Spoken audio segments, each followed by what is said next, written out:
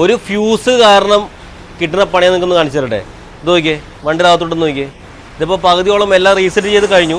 ഇത് കംപ്ലീറ്റ് അയച്ചിട്ടൊക്കെ ആയിരുന്നുണ്ടാ ഈ ഒരു ഫ്യൂസ് കാരണം. എന്താ കാരണം എന്ന് വെച്ച് കഴിഞ്ഞാൽ നമ്മൾ വണ്ടികൾ ഫ്യൂസ് ഇടുന്നത് എപ്പോഴും കറക്റ്റ് ആകുമ്പോഴണം.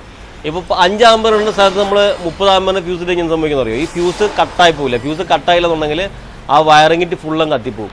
ഇതിപ്പോൾ സംബന്ധിച്ച് വെച്ച് കഴിഞ്ഞാൽ AC-യുടെ കോല് കംപ്ലൈൻ്റ് ആയിട്ട് ഇവർ ഫ്യൂസ് മാറ്റിയിട്ടത് 5 ആമ്പറിന് ഫ്യൂസ് ഇടുന്ന സ്ഥലത്ത് 30 ആമ്പറിന് ഫ്യൂസോ അല്ലെങ്കിൽ ചെമ്പമ്പിട്ട് കെട്ടി എന്തോ ചെയ്തിട്ടുണ്ട്. അതുകൊണ്ട് തന്നെ ആ വയറിങ് ഫുള്ള്, ആ ഏരിയ ഫുള്ള് കത്തി, അതായത് ഫ്രണ്ട് എൻജിൻ സൈഡിൽ നിന്ന് ഫുള്ള് കത്തിയിട്ട് നേരെ കത്തി നേരെ ഡാഷ്ബോർഡിന് ഇൻസൈഡ് വന്ന് നമ്മുടെ AC കമ്പൾസറിൻ്റെ റിലേ വരെയും കത്തി AC കമ്പൾസർ റിലേ കട്ടായിട്ട് കത്തിൽ നിന്നു. അതാണ് ഉണ്ടായിരിക്കുന്നത്. AC കമ്പൾസർ വർക്ക് ചെയ്തുകൊണ്ടിരിക്കുന്നുണ്ടായിരുന്നു, ആ റിലേ കട്ടായതോടെ നിന്നു. ആ റിലേയും കട്ടായില്ല എന്നുണ്ടെങ്കിൽ സംഭവിക്കും, വണ്ടി നിന്ന് കത്തും.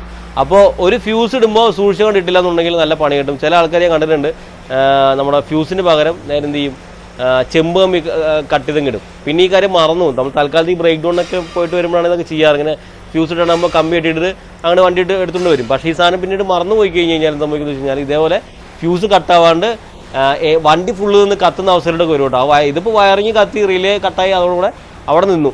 അതല്ലാന്നുണ്ടെങ്കിൽ പിന്നെയും കയറി കത്തി ഡാഷ്ബോർഡൊക്കെ നിന്ന് കത്തിയാനേട്ടാ.